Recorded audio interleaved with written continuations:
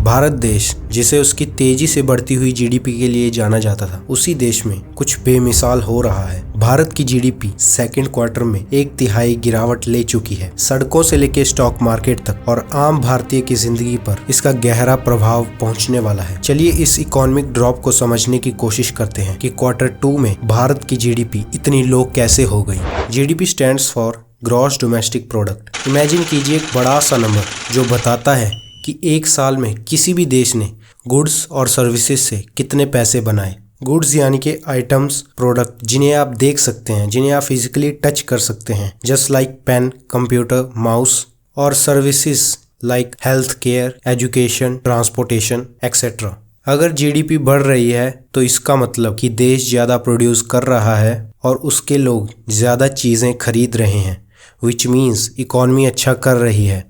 और अगर दूसरी तरफ अगर जीडीपी कम है तो देश ज़्यादा प्रोड्यूस नहीं कर पा रहा और उसके लोग भी ज़्यादा चीज़ें कंज्यूम नहीं कर रहे हैं। जीडीपी से हम अलग अलग देशों की इकॉनमी को कंपेयर कर सकते हैं। फॉर एग्जांपल, अगर कंट्री ए की जीडीपी कंट्री बी से ज़्यादा है तो इसका मतलब ये है कि कंट्री ए ज़्यादा गुड्स एंड सर्विसेज प्रोड्यूस कर रही हैं as compared to country B. Living standards का भी पता चलता है किसी भी देश के लोगों के। पर अब बात कर लेते हैं कि जीडीपी के बढ़ने या घटने से एक आम आदमी के जीवन में क्या असर पड़ता है। जीडीपी बढ़ने का मतलब है देश में ज़्यादा गुड्स और सर्विसेज प्रोड्यूस की जा रही हैं और ज़्यादा फैक्ट्री, शॉप्स और कंपनी काम कर रही हैं और उन्हें ज़्यादा एम्प्लॉयज़, ज़्यादा लोगों की ज़रूरत है काम करने के लिए। जब जीडीपी घटता है तो ये अनएम्प्लॉयमेंट में भी काफ़ी ज़्यादा रोल अदा करती है। अभी बात कर लेते हैं रीजंस की कि वो कौन कौन से रीजंस हैं जिनकी वजह से इंडिया की जीडीपी